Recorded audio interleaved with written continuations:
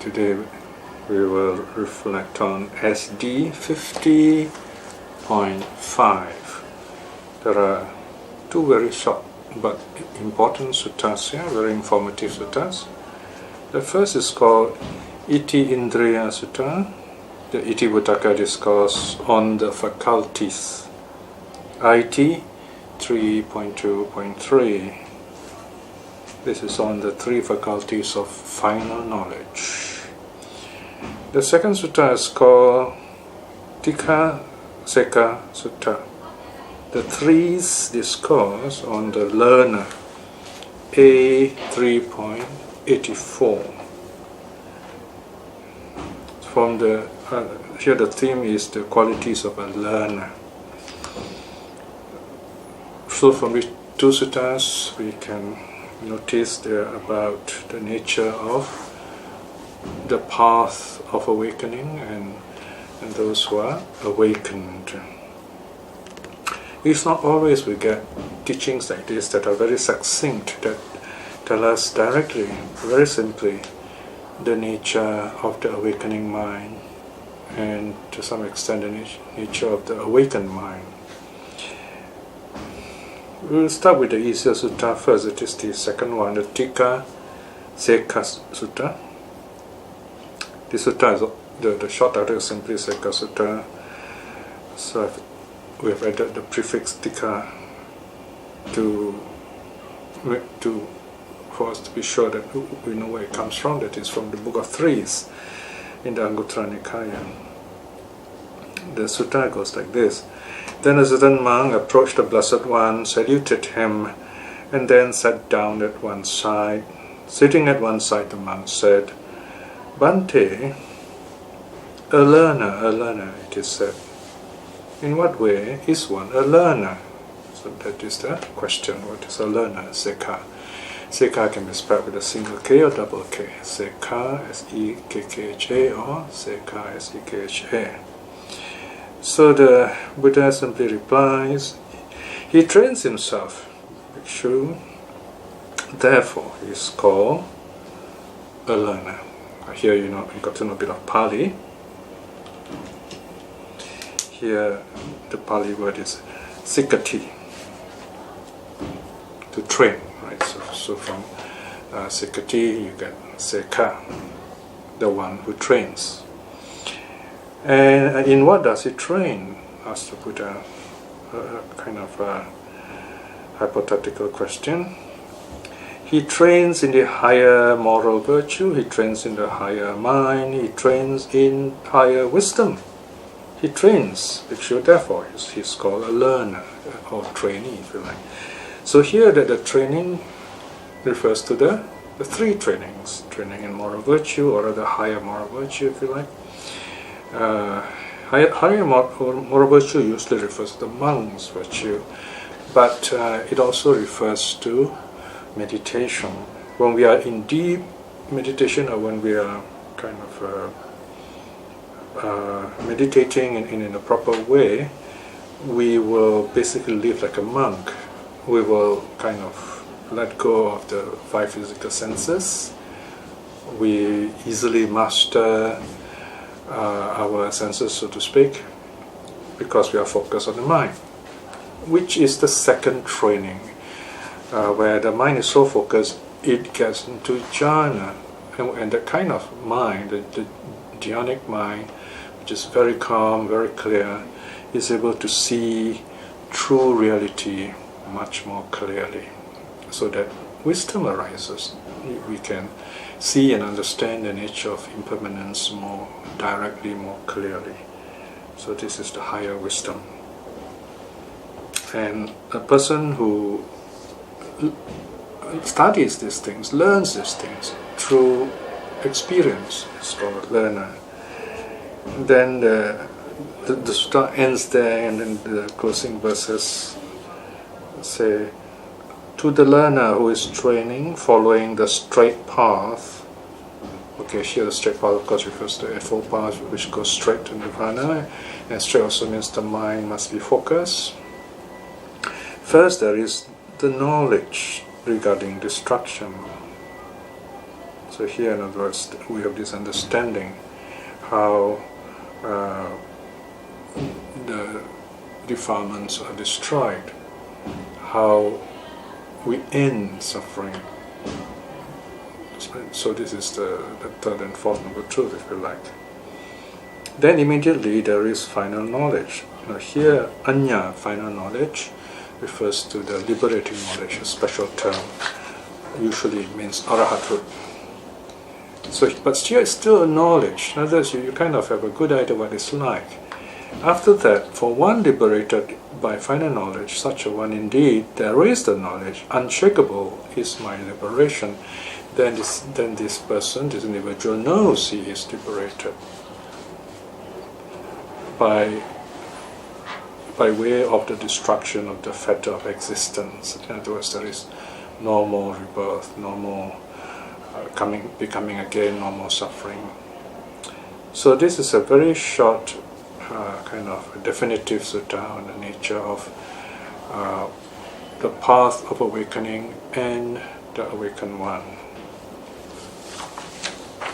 In simple terms, first there is the knowledge.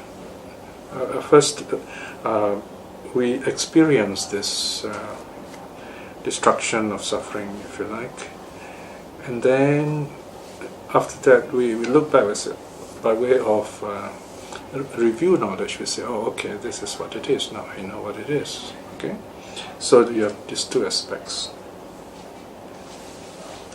Now the other sutta, Iti Indriya Sutta. Iti Vuttaka. Iti here means Iti Vuttaka. It's again quite a short sutta. This is from Iti Vuttaka 3.2.3. This was indeed spoken by the Blessed One, spoken by the Arahat, thus have I heard. Bhikshus, there are these three faculties. What are the three? The faculty I shall know, the final knowledge not yet known. The faculty of final knowledge. And number three, the faculty of one accomplished in final knowledge. These bhikshus are the three faculties. So these are very simple definition, almost you can say non-technical definitions of the three aspects of awakening. I suppose this is an early definition before the 10 fetters were introduced as a set. So the first faculty, I shall know, the final knowledge not yet known, this refers to the nature of stream winning. Why do we want to become a stream winner? So that we will know this final knowledge which we have not yet known. Or more simply, I want to gain stream winning so that I know the way to mental liberation. So this is the meaning here. I shall know the final knowledge not yet known. So final knowledge here refers to the liberating knowledge, to arahathood. And then the second faculty is called the faculty of final knowledge, anyindriya. Anya indriya. The first one, in case you'd like to know the Pali, the first one is ananyatan jnanas samiti indriya. I shall know the final knowledge, not yet known. The second one is the final knowledge itself. Now, this term final knowledge, again, as I said, refers to liberating knowledge, but this second term or second sentence refers to the fruit of stream winning, and then the path and fruit of one's return, the path and fruit of non-return, plus the path of arahat. There are 6 of them altogether. In other words, all the stages between the arahat to be, the path of arahat of the path, and the arahat fruition. So that kind of in between, the saints are in between. They are called this, having this faculty of final knowledge. And then the third one, the faculty of one accomplished in final knowledge. And this refers to the Arahat. This very specific aspect, that is the Arahat of fruition. They have attained the complete, become full-fledged Arahat, in other words. So for putting all this together, you have what are called the 8 individuals, the 4 pairs, or the 8 individuals. So you have the Strimina to be, Strimina become, once-returner to be, once-returner become, non-returner to be, non-returner become, and then the Arahat to be, Arahat become. So you lay out all the 8 of them, and then you can see the very first one, the Arahat to be, that refers to the first sentence, I shall know final knowledge which is not yet known. And then the 6 in between, you have the faculty of final knowledge. Then the last one, the accomplish in this final knowledge, that is the Arahat become. There's a diagram, a simplified diagram, section 3.4 in this chapter, section 3.4. Then the Buddha, the Blessed One, closes with a verse. To the learner who is training, following the straight path, first there is the knowledge regarding destruction, and then immediately there is final knowledge. This one we have done before, this verse. Next verse, after that, for the one liberated by final knowledge, such a one indeed, there is the knowledge unshakable, is my liberation by way of the destruction of the fetter of existence. This also we have done before. Now the last verse, that one indeed accomplished in faculties, peaceful, delighting in the place of peace, bears his last body, having defeated Mara along with his host. Right, so here, the last body. In other words, like the Buddha bears the last body and teaches the Dhamma, then the body ends its shelf life, and we can say in the conventional way the Buddha dies, but he is not reborn again. He is totally free from liberation. So that refers to the last body. So, and politically speaking, Mara has been defeated. In other words, we are free from the sense world, we are free from arising, passing away. We have attained nirvana. In other words, you can say all the conditions that define creation, existence, suffering are all gone. There's nothing more to talk about it. So there you are. These are the very simple but very profound teachings that we need to reflect on. Such teachings are they're like benchmarks for those of us who are practitioners, who are serious about studying the suttas.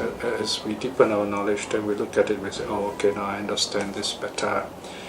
So this is not something you understand at first reading. You may need to read this many, many times, and they become like a beacon, like a lighthouse to guide us as we journey. And we keep coming back to this spot to kind of check how well we understand the suttas and the teachings that we have learned. So we got to go on learning, go on practicing until we attain that deep understanding, and finally attain that final knowledge and know that we have attained it, and that is called Arahathood. So that is a short reflection for today. Once again, the path means we need to journey on it, we need to walk on it, and that walking, that journey itself transforms us, changes us to be a better person, to let go of the past, to let go of the future, to be in the present moment, and even letting go of the present, moving on and on until we attain higher stages of liberation and nirvana in the end. Reflecting in this way is wonderful good karma, with the power of such good karma and the virtue of the three jewels. May we be well and happy, our minds ever ready and sharp and mindful and happy to receive and understand the Dhamma. And by the same token, may all those who have been kind to us, our loved ones, may they be well and happy too. May they too see the true teaching of the Buddha and be liberated. And those who are seeking the truth and having difficulties, may they too quickly see the true teaching in this life itself. May all beings be well and happy. Sadhu, sadhu, sadhu.